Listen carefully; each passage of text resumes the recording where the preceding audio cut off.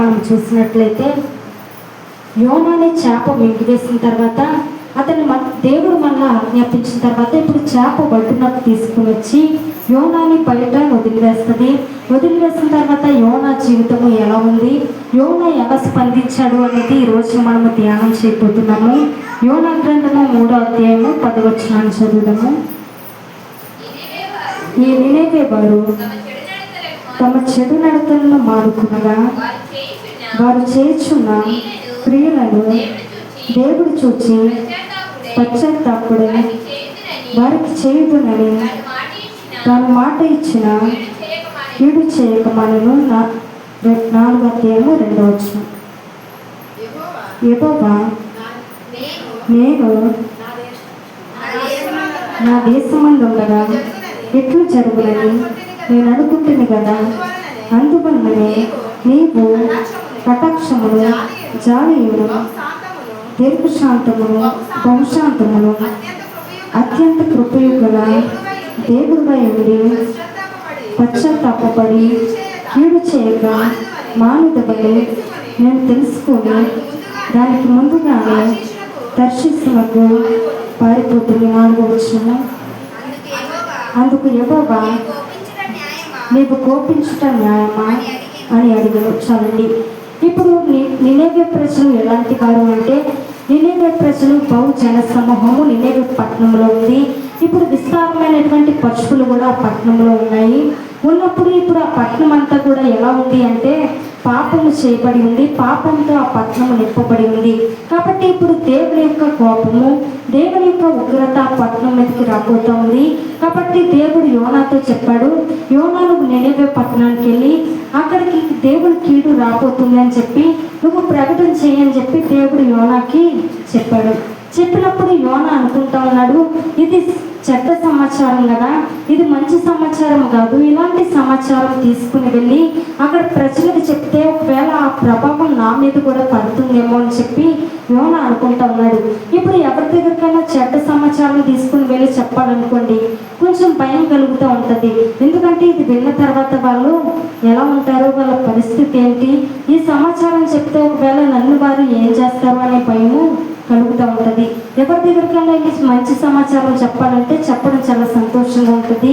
నీకు ఉద్యోగం వస్తుంది, లేకపోతే నీ జీవితంలో దేవుడు అద్భుతాలు చేయబోతా ఉన్నాడు, నీ జీవితంలో సమస్య నుంచి దేవుడు విడిపించబోతా ఉన్నాడు అని చెప్పి ఇలాంటి మంచి విషయాలు అయితే చెప్పడానికి ధైర్యం ఉంటుంది. కానీ చెడ్డ విషయాలు చెప్పడానికి చెప్తే ఎలా ఉంటుందో, అక్కడ ఉన్న ప్రజలను ఎలా అర్థం చేసుకుంటారో అని చెప్పి యోనా అనుకుంటా ఉన్నాడు. ఇప్పుడు దేవుడు చెప్తా ఉన్నాడు, ఎందుకంటే ఒకవేళ మనకి మంచి సింపుల్గా ఏదైతే ఉన్నాయో దేవుడు కొన్ని మాటలు చెప్పినప్పుడు మనం చేయడానికి అనుకూలంగా కష్టం లేకుండా సింపుల్గా ఏదైతే ఉన్నాయో అవి మనము చేయడానికి ఇష్టపడుతూ ఉంటాం. కానీ కష్టంగా ఉన్న పనులు దేవుడు చెప్తే అంటాము, ప్రభా ఈ పని నాకు కాదులే, వేరే వాళ్ళకి ఇంకెవరికైనా అప్పచెప్పు అన్నట్లుగా ఉంటుంది. ఇప్పుడు యోనా కూడా అదే అంటున్నాడు, ప్రభా ఈ పని నేను చేస్తే ఒకవేళ ఈ సమాచారం తీసుకుని వెళ్తే అక్కడ ప్రజలు ఒకవేళ నన్ను చంపేస్తారేమో అనుకుని ఈ వ్యక్తి నినేవేకి వెళ్ళమంటే తర్షీసుకి వెళ్ళేటటువంటి వాడ ఎక్కాడు.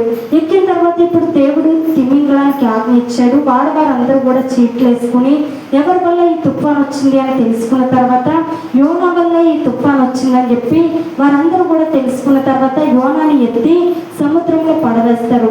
పడవేసిన తర్వాత ఇప్పుడు దేవుడు చేపకి ఆజ్ఞ ఇస్తాడు. ఇప్పుడు చేప వచ్చి యోనాని మింగుతుంది. మింగిన తర్వాత 3 రాత్రులు పగళ్ళు యోనా చేప కడుపులో ఉంటాడు. ఉన్న తర్వాత ఇప్పుడు బయటికి వదిలిపెడుతుంది. వదిలిపెట్టిన తర్వాత యోనా జీవితము ఎలా ఉంది, అతను ఎలా స్పందించాడు అంటే యోనా గ్రంథము 3వ అధ్యాయము 10వ వచనం.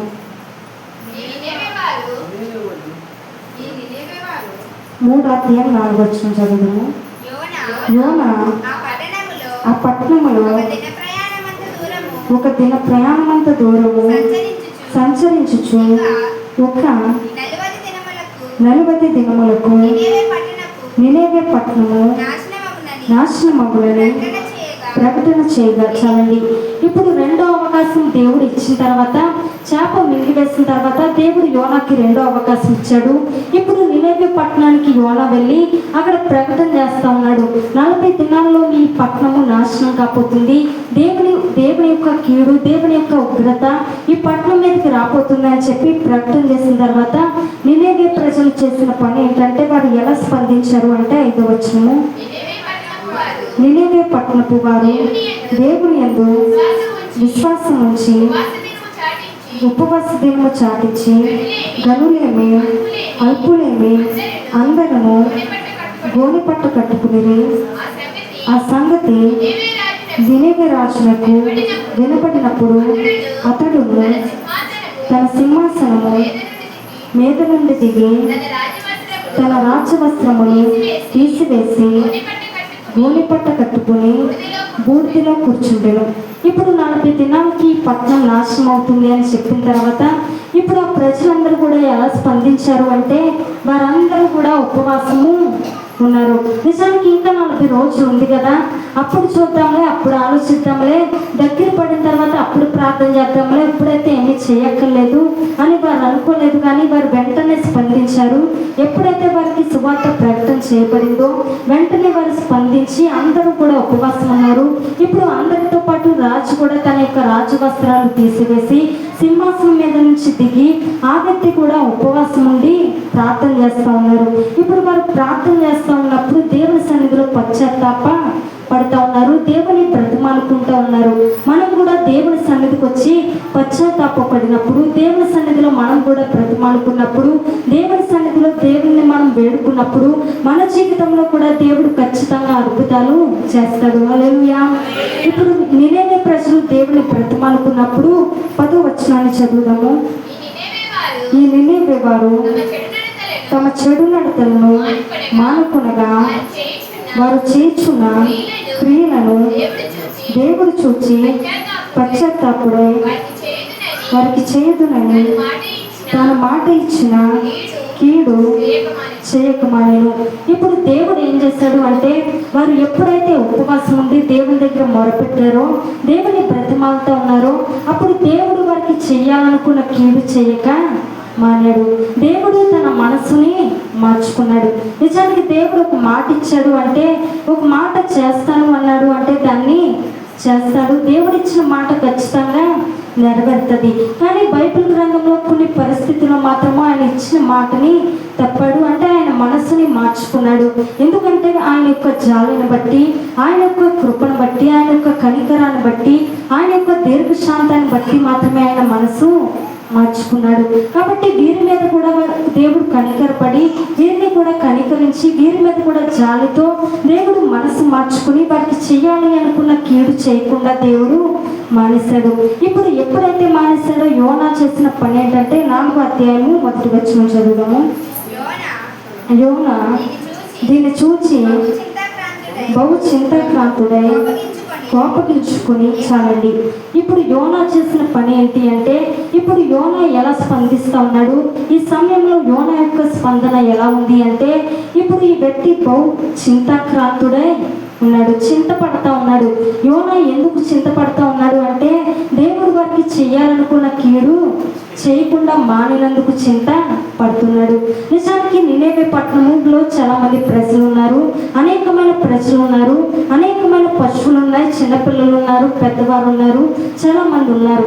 మరి ఉన్నప్పుడు ఇంత పట్టణాన్ని నాశనం చేస్తానని దేవుడు చెప్పినప్పుడు అప్పుడు నిజానికి యోనా చింతపడాలి. ప్రభా ఏంటి ఇంత పట్టణాన్ని ఇంతమంది ప్రజల్ని నువ్వు నాశనం చేస్తావా అని దేవుని ప్రజల యొక్క మరి నాశనాన్ని గూర్చి యోనా చింతపడాలి. కానీ అప్పుడు అతనికి చింత లేదు. కానీ ఎప్పుడు చింత వచ్చింది అంటే దేవుడు కీడు చేయకుండా మానినప్పుడు చింత వచ్చింది. అప్పుడు ఆ వ్యక్తి చింతపడతా ఉన్నాడు. కొంతమందికి ఉండేటటువంటి లక్షణం ఏంటి అంటే వారు బాగుపడే కానీ బాగుపడనివ్వరు. వారు ఎంతసేపు ఏడుస్తూ ఉంటారు. వారికి లాగే అందరూ కూడా ఏడాలని చూస్తూ ఉంటారు. ఎవరైనా ఆశీర్వదించబడితే అది తట్టుకోలేనటువంటి పరిస్థితి. అలాంటి పరిస్థితుల్లో చాలా మంది ఉన్నారు. కానీ నిజంగా దేవుని బిడ్డలుగా మనం చేయాల్సిన పని ఏంటంటే ఎవరైనా ఆశీర్వదించబడితే ప్రభావాన్ని ఆశీర్వదించకు, అందుకుని బట్టి నీకు కృతజ్ఞతాస్తుతులు చెల్లిస్తున్నాను, వారికి నువ్వు చేసిన మేలును బట్టి నీకు వందనాలని చెప్పి దేవుని స్తుతించేవారుగా ఉండాలి. కానీ ఎవరైనా బాగుపడతా ఉంటే అది చూసి తట్టుకోలేము. ఇప్పుడు యోనా చేసిన పని కూడా అదే. నిజానికి నాశనం అవుతారు అని తెలిసినప్పుడు చింతపడాలి, కానీ అది లేదు. అతనికి అంత మంచి మనసు లేదు. ఎప్పుడు చింతపడుతున్నాడు అంటే వారి మీదకి నాశనము రాదు అని తెలిసినప్పుడు చింతపడతా ఉన్నాడు. అలాగే యోనా ఏం చేస్తా ఉన్నాడు అంటే కోపగిస్తా ఉన్నాడు. దేవుని మీద కోపగించే వ్యక్తిగా ఉంటా ఉన్నాడు. కోపం అనేది చాలా మందికి త్వరగా వస్తూ ఉంటుంది. యోనా కూడా కోపం వచ్చింది. యోనా కూడా కోపపడతా ఉన్నాడు. ఇప్పుడు నిజానికి నినేవే ప్రజలు ఎవరు చెప్పండి? నినేవే ప్రజలు దేవుని యొక్క సృష్టి, దేవుని యొక్క ప్రజలు, దేవుడు తన పోలికలో చేసుకున్నటువంటి ప్రజలు, దేవుడి చేతితో నిర్మించినటువంటి ప్రజలు. ఈ సృష్టి అంతా కూడా ఎవరిది అంటే దేవుడిది. దేవుడు లేకుండా ఏది కూడా కలగలేదు. ఈ ప్రపంచంలో కలిగిన ప్రతిదీ కూడా ఆయన కృపను బట్టి, ఆయన ప్రేమను బట్టి మాత్రమే ఈ లోకంలోకి అన్నీ కూడా వచ్చాయి. హల్లెలూయా. మరి ఈ సృష్టి అంతా కూడా దేవునిది అయినప్పుడు ఈ వస్తువులన్నీ కూడా దేవునికి కానీ మనకి సొంతము కాదు. చాలా మంది చెప్తూ ఉంటారు, ఇల్లు నా సొంతమండి అని చెప్తూ ఉంటారు. నిజానికి చెప్పాలంటే ఈ లోకంలోకి మనము అద్దెకొచ్చినట్లుగా వచ్చాం. దేవుడు కొంతకాలము మనకి ఆయుష్ ఉన్నంత వరకు ఈ లోకంలో మనం జీవించాలి. ఎంతవరకు దేవుడు ఈ లోకంలో పెట్టాడో అంతవరకు ఈ లోకంలో దేవుడు మనకి ఇచ్చిన బాధ్యతను మనం నిర్వహించి తర్వాత మనం ఈ లోకాన్ని విడిచి వెళ్ళిపోవాలి. నిజానికి ఏది ఈ ప్రపంచంలో మనకి సొంతమైనది కాదు. అంతా దేవుని సృష్టి, అంతా దేవుడు ఇచ్చిందే. కానీ మన సొంత వస్తువుని మనం చాలా జాగ్రత్తగా కాపాడుకుంటాం, కానీ ఎదుటి వారి వస్తువులు అయితే ఎలా పోతే నాకేంటి అన్నట్లుగా మనము ఉంటాం. మన ఇల్లుని మనం ఎంత చక్కగా చూసుకుంటాం చెప్పండి. మన ఇంట్లో ఉన్న ప్రతి వస్తువుని కూడా చాలా జాగ్రత్తగా చూసుకుంటాం. ఇంట్లో అనవసరంగా ఎవరు లేకుండా ఫ్యాన్ తిరుగుతుంది అనుకోండి, వెళ్ళి కట్టేస్తాం. లైట్ అలా ఆన్లో ఉందనుకోండి, వెళ్ళి కడతాం. ఎందుకంటే మన ఇల్లు కాబట్టి మనకి బాధ్యత ఉంటుంది. మరి చర్చిలోకి వచ్చిన తర్వాత లైట్లు ఫ్యాన్లు తిరుగుతూ ఉంటే అనవసరంగా తిరిగినా కూడా మనము కట్టం. ఎందుకంటే మందు కాదు కదా, చర్చిలో మందు కాదు, మన సొంతం కాదు, మనకి బాధ్యత లేదు అన్నట్లుగా మనం ఉంటాం. మన సొంత వస్తువులు అయితే చాలా జాగ్రత్తగా చూసుకుంటాం, కానీ ఎదుటి వారి వస్తువులు ఎలా పోయినా పర్లేదు అన్నట్లుగా ఉంటాం. కానీ దేవుడు మనకి ఇచ్చిన ప్రతిదీ కూడా సొంతమైనది కాదు, అన్నీ కూడా దేవుడికి. కాబట్టి దేవుడు మనకి ఈ లోకంలో ఆయుష్ ఉన్నంత కాలము దేవుడి కొరకు నమ్మకంగా మనం జీవించి ఏ పని మీద దేవుడు మనల్ని లోకంలో పెట్టాడో అది మనము బాధ్యతగా మనము చేస్తే మనకి ఆశీర్వాదం కలుగుతుంది. హల్లెలూయా. ఇప్పుడు దేవుడి సృష్టి ప్రజలు కాబట్టి నినేవే పట్టణము దేవుడు కలుగు చేసిన పట్టణము. ఆ సృష్టి అంతా కూడా దేవుని సృష్టి, దేవుని ప్రజలు. ఇప్పుడు దేవుని ప్రజల్ని దేవుడు కాపాడితే ఇతనికి వచ్చిన బాధ ఏంటి చెప్పండి? దేవుని ప్రజలు కాపాడితే అందుకు ఈ వ్యక్తి కోపగిస్తూ ఉన్నాడు. చాలా మంది ఆరోగ్యం విషయంలో శ్రద్ధ లేకుండా ఉంటారు. వారు తాగుతా, సిగరెట్లు కాల్చుతా, పర్లేదులే నా ఆరోగ్యం ఏమవుతే అవుతుంది, అవనివ్వలే అని చెప్పేసి అనుకుంటూ ఉంటారు. కానీ మన దేహము మనది కాదు, మన దేహము దేవుని ఆలయము. కాబట్టి దేహం కూడా మన సొంతం కాదు, ఏది మన సొంతం కాదు, అన్నీ కూడా దేవుడు ఇచ్చినవే. దేవుడి నుంచి మనము ప్రతిదీ కూడా పొందుకున్నాం. కాబట్టి ఇప్పుడు ప్రజలు దేవుని ప్రజలైతే వారిని కాపాడితే ఇతను ఏం చేస్తూ ఉన్నాడు అంటే కోపగించేటటువంటి వ్యక్తిగా ఉన్నాడు.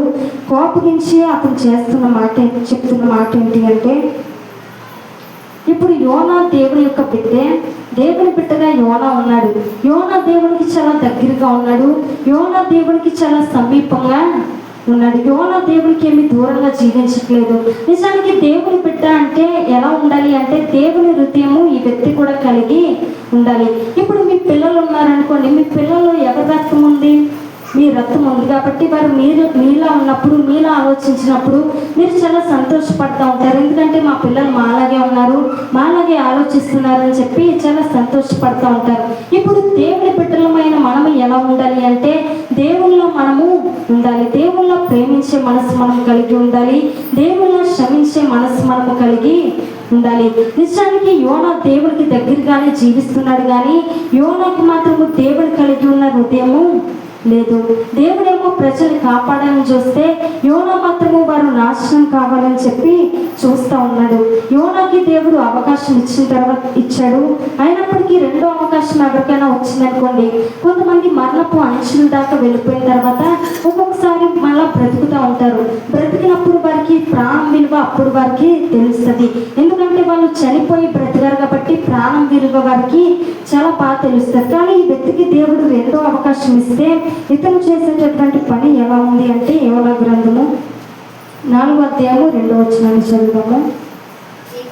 యెహోవా నేను నా దేశమందు ఉండగా ఇట్లు జరుగునని నేను అనుకుంటుంది కదా, అందువల్లనే నీకు కటాక్షమును జాలియును బహుశాంతమును అత్యంత కృపయు గల దేవుడిపై ఉండి పశ్చాత్తాపపడి కీడు చేయక మానదువని నేను తెలుసుకొని దానికి ముందుగానే దర్శిస్తున్నకు పారిపోతుంది. ఇప్పుడు యోనా చెప్తా ఉన్నాడు, ఏం చేస్తా ఉన్నాడు అంటే అతని తప్పుని కవర్ చేసుకుంటూ ఉన్నాడు. ప్రభు నాకు తెలుసు నువ్వు ఇలా చేస్తావని, నాకు తెలుసు వారిని నువ్వు క్షమించి వదిలేస్తావని, వారికి చేస్తానన్న కీడు నువ్వు చేయకుండా మాంతావనే విషయం నాకు తెలుసు. అందుకే నేను నినేవే పట్టణానికి వెళ్ళకుండా దర్శించుకు నేను పారిపోయాను. కానీ నువ్వు మాత్రము ఎలా చేసేదేంటి నాకు ముందే తెలుసు అని చెప్పి తన తప్పుని ఏం చేస్తున్నాడు అంటే కవర్ చేసుకుంటున్నాడు. చాలా మంది తప్పులు చేసిన తర్వాత దాన్ని కవర్ చేస్తూ ఉంటారు, కప్పిపుచ్చుకుంటా ఉంటారు. ఏదో కావాలని నేను చేయలేదు, కానీ ఆ సమయానికి ఏదో అలా చేసేసాను, మా పిల్లలు అలా చేయలేదు, మేము అలా చేయలేదు అని చెప్పి తప్పుల్ని కవర్ చేస్తూ ఉంటారు. కానీ ఈ వ్యక్తి చేస్తున్న పని కూడా అదే. ఏం చేస్తున్నాడు అంటే తప్పుని కవర్ చేస్తా ఉన్నాడు. నిజానికి యోనాకి తెలీదు నినేవే పట్టణాన్ని దేవుడు కాపాడతాడనే విషయము ముందే యోనాకి తెలియదు, కానీ ఏదో పెద్ద తెలిసినట్లుగా చెప్పి తన తప్పుని కవర్ చేస్తూ ఉన్నాడు. ఇప్పుడు తప్పు వెంబడి తప్పు యోనా చేస్తానే ఉన్నాడు. మొదట పారిపోవడం ఒక తప్పు అయితే ఇప్పుడు ఆ తప్పుని ఒప్పుకోకుండా దాన్ని కవర్ చేసుకోవడం ఒక తప్పు. ఎందుకంటే ఇతని హృదయము దేవుని ఎదుట సరైనదిగా లేదు, హృదయం సరిగ్గా లేదు కాబట్టి తప్పులు వెంబడి తప్పు చేస్తూ ఉన్నారు. ఎవరి హృదయం అయితే దేవుని ఎదుట సరైనదిగా ఉండదో వారు తప్పులు వెంబడి తప్పులు చేస్తూనే ఉంటారు, పాపాలు వెంబడి పాపాలు చేస్తూనే ఉంటారు, బలహీనత వెంబడి బలహీనతలు చేస్తూనే ఉంటారు. ఈ వ్యక్తి హృదయం కూడా సరైనదిగా లేదు కాబట్టి ఈ వ్యక్తి కూడా తప్పు చేస్తూ ఉన్నాడు, తప్పుని కవర్ చేసుకుంటూ ఉన్నాడు. 2వ అధ్యాయము 2వ వచనం చదువుదాము. నేను ఉపద్రవ్యములో ఉండి యెహోవాకు మనవి చేయగా ఆయన నాకు ప్రత్యుత్తరం ఇచ్చెను. పాతాళ గర్భములో నుండి నేను కేకలు వేయగా నీవు నా ప్రార్థన అంగీకరించి ఉన్నావు. నీవు నన్ను అగాధమైన సముద్ర గర్భంలో పడవేసి ఉన్నావు. ప్రవాహములు నన్ను చుట్టుకుని ఉన్నవి. 7వ వచనం చదువుదాము. కూపంలో నుండి నా ప్రాణము నాలో మూర్ఛిల్లగా నేను యెహోవాను జ్ఞాపకం చేసుకుంటుని నీ పరిశుద్ధ ఆలయంలోనికి నీ యొద్దకు నా మనవి వచ్చును. అలాగే 9వ వచనం కూడా చదువుదాము. కృతజ్ఞతాస్తుతులు చెల్లించి నేను నీకు బలులు నర్పింతును. నేను మొక్కుకున్న మొక్కుబళ్ళను చెల్లింపక మానను. మనం ఈ ప్రార్థన చూసినట్లయితే ఈ ప్రార్థనలో కూడా మనకు కనపడతా ఉంది. ఈ ప్రార్థనలో కూడా అతను మార్పు అనేది లేకుండా అదే ప్రార్థన చేస్తా ఉన్నాడు. మొదట చేసిన ప్రార్థన తప్పుని కవర్ చేసుకుంటా ఉన్నాడు. ఇక్కడ చేసిన ప్రార్థన ఏమో ఒకలాగా ఉంది, అక్కడ చేసిన ప్రార్థన ఏమో మరోలా ఉంది. అక్కడేమో తప్పుని కవర్ చేసుకుంటా ఉన్నాడు, ఇక్కడేమో అతను చేసిన తప్పుని ఒప్పుకుంటా ఉన్నాడు. ఇక్కడేమో మారు మనసు ఉంది, అక్కడేమో మారు మనసు లేకుండా ఉంది. ఎప్పుడైతే దేవుడు విడిపించాడో, రెండో అవకాశం ఇచ్చాడో, ఇప్పుడు ఇక్కడ కరెక్ట్గానే ఉన్నాడు. కానీ మళ్ళీ వారికి చేయొద్దునన్న కీడు చేయకుండా మారినప్పుడు మళ్ళీ అతని యొక్క మనసు మారిపోయిందిగా ఉంది. చాలా మంది దేవుడితో వాగ్దానాలు చేస్తూ ఉంటారు. ప్రభు నేను నీ కొరకు పరిశుద్ధంగా జీవిస్తాను, ప్రతిరోజు కూడా మందిరానికి వస్తాను, ఏ వారం కూడా మందిరం మానకుండా మందిరానికి వస్తాను, టీవీ చూడను, అసలు నీతో పరిశుద్ధంగా ఉంటాను, ఉపవాసాలు చేస్తాను, అలా ఉంటాను, ఇలా ఉంటాను అని చెప్పి చాలా వాగ్దానాలు చేస్తూ ఉంటారు. కానీ తర్వాత కొంతకాలం అయిపోయిన తర్వాత విడిచిపెట్టినటువంటి వాగ్దానాల వైపు మళ్ళా వెళ్తారు, విడిచిపెట్టిన పాపాన్ని మళ్ళా చేస్తా ఉంటారు. ఇప్పుడు యోనా చేసినటువంటి పని కూడా అదే.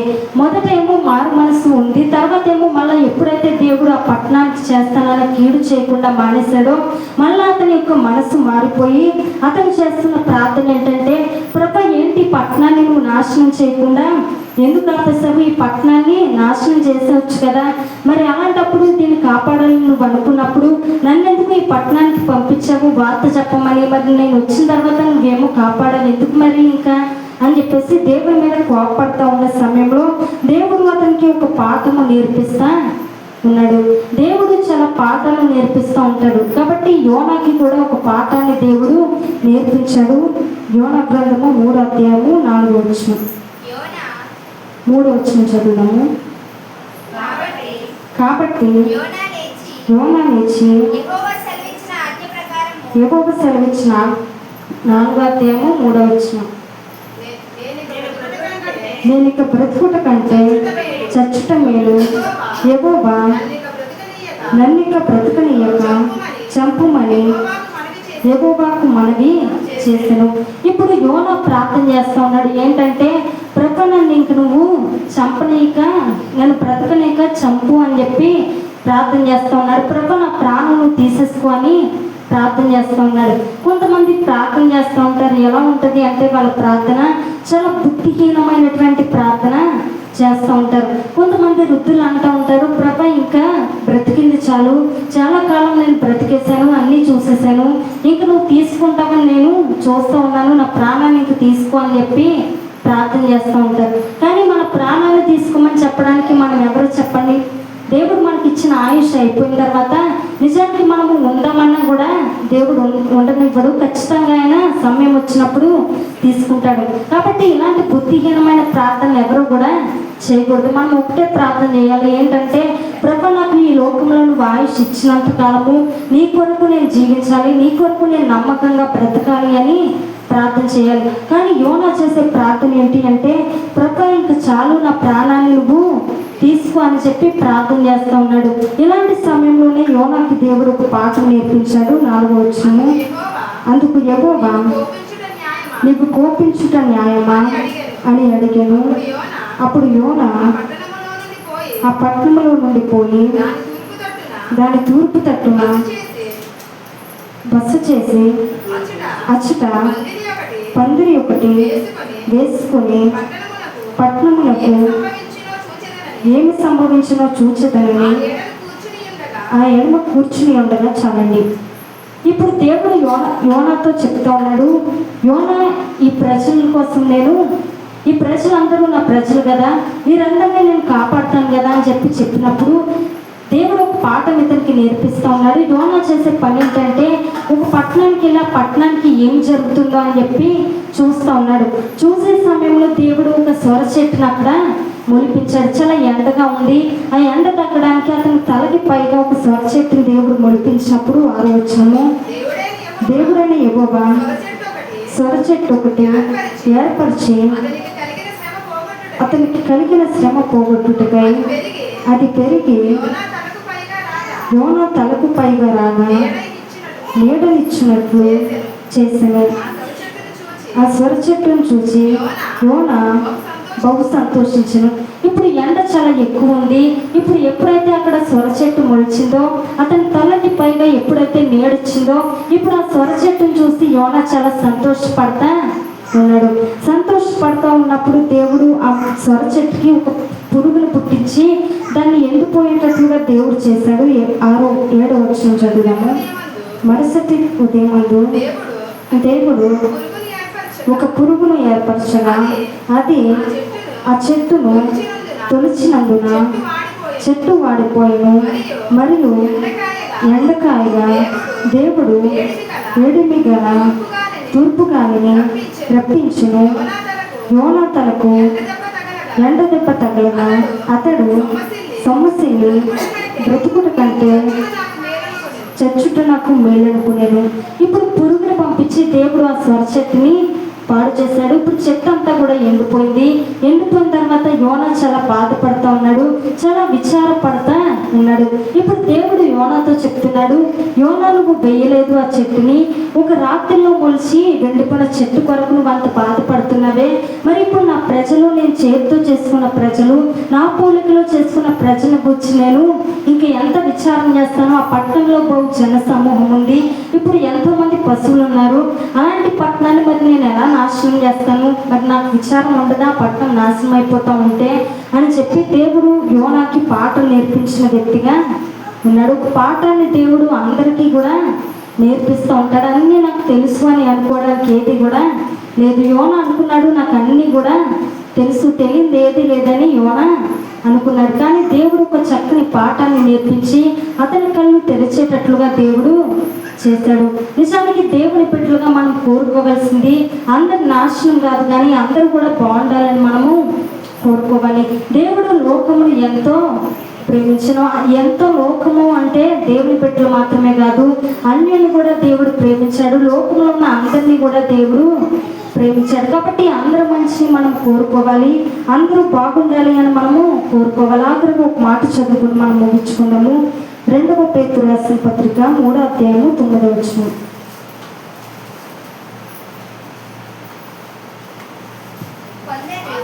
కొందరు ఆలస్యమని ఎంచుకున్నట్లు ప్రభువు తన వాగ్దానముల గురించి ఆలస్యము చేయవాడు కాడు, కానీ ఎవడును నశింపవలని నిశ్చయింపక అందరూ మారు మనసు పొందవలని కోరుచు మీ ఎడల దీర్ఘశాంతము గలవాడై ఉన్నాడు. ఇప్పుడు దేవుడు ఎలాంటి వాడు అంటే ఆయన ప్రేమ కలిగిన వాడు. అని ఎవరు కూడా నశించిపోవడం దేవుని యొక్క చిత్తము కాదు. అందరూ అంతటా మారు మనసు పొందాలి అని దేవుడు కోరుకుంటూ ఉన్నాడు. కాబట్టి ఎవరు నరకానికి వెళ్ళాలని, ఎవరు నశించిపోవాలని దేవుడు కోరుకోలేదు. కాబట్టి దేవుడు అంటున్నాడు అందరూ కూడా మారు మనసు పొందాలి, ఎవరు నిత్య నరకానికి వెళ్ళడం నాకు ఇష్టం లేదు. కాబట్టి అందరూ మారు మనసు పొందాలి, అందరి మనసు కూడా మారాలి అని చెప్పి దేవుడు చెప్తా ఉన్నాడు. యోనా మనసు ఎలా ఉంది అంటే అది మారని మనసుగా ఉంది. దేవుని యొక్క ప్రజల క్షేమము, వారి యొక్క రక్షణ యోనా కోరుకోవట్లేదు, కానీ వారు నశించిపోవాలని కోరుకుంటూ ఉంటే దేవుడు చెప్తున్నాడు నా ప్రజలందరూ కూడా రక్షించబడాలి, ఏ ఒక్కరు కూడా నశించి పోకూడదని చెప్తున్నాడు. దేవుడు మనల్ని ఆఖరి అంచుల వరకు కూడా మనల్ని వెంటాడతాడంట. ఎందుకంటే ఈ బిడ్డ నశించిపోకూడదు, ఈ బిడ్డ ఇప్పటికైనా మారు మనసు పొందాలి, ఇప్పటికైనా రక్షణ పొందాలి, ఇప్పటికైనా ఆ లోకాన్ని విడిచి ఆ పాపాన్ని విడిచి ఎక్కడైనా నా చెంతకు రావాలి, ఇప్పుడైనా నాతో అంటుకట్టబడి ఉండాలి అని చెప్పి దేవుడు ఆఖరి అంచుల వరకు మనల్ని వెంటాడుతూ ఉంటాడు. తన వాక్యం ద్వారా మనల్ని ఎలాగైనా వెంటాడుతూ ఉంటాడు. కానీ చాలా మంది మాత్రం దేవుని విడిచి ఆ పర్లేదులే అన్నట్లుగా ఇంకా లోకంలో తిరుగుతూ ఉన్నారు. ఇంకా మారు మనసు లేని వారుగా, ఇంకా మార్పు రాని వారుగా చాలా మంది ఉన్నారు. కానీ దేవుని చిత్తము నశించిపోవడము దేవునికి ఇష్టం లేదు. కాబట్టి నినేవే ప్రజలు కూడా నశించిపోవడం దేవునికి ఇష్టం లేదు. కాబట్టి ఆయన పశ్చాత్తాపడి మరి వారికి చేయాలనుకున్న కీడు చేయకుండా మాని వారి మీద ఉన్నటువంటి నాశనాన్ని దేవుడు కొట్టివేసి వారిని రక్షించాడు. కాబట్టి దేవుని బిడ్డలమైన మనము ఈ మనసు మనం కలిగి ఉండాలి. అందరూ కూడా నశించిపోకూడదు అని మనం కోరుకోకూడదు, కానీ అందరూ రక్షణ పొందాలి, అందరూ కూడా మారు మనసు పొందాలి అని మనం కోరుకోవాలి. మన మనసు మారాలి, మన హృదయము మారాలి. అట్టి కృప దేవుడు మనందరికీ అనుగ్రహించును గాక. అందరూ లేచి నిలబడినట్లయితే ప్రార్థన చేసుకున్నాము.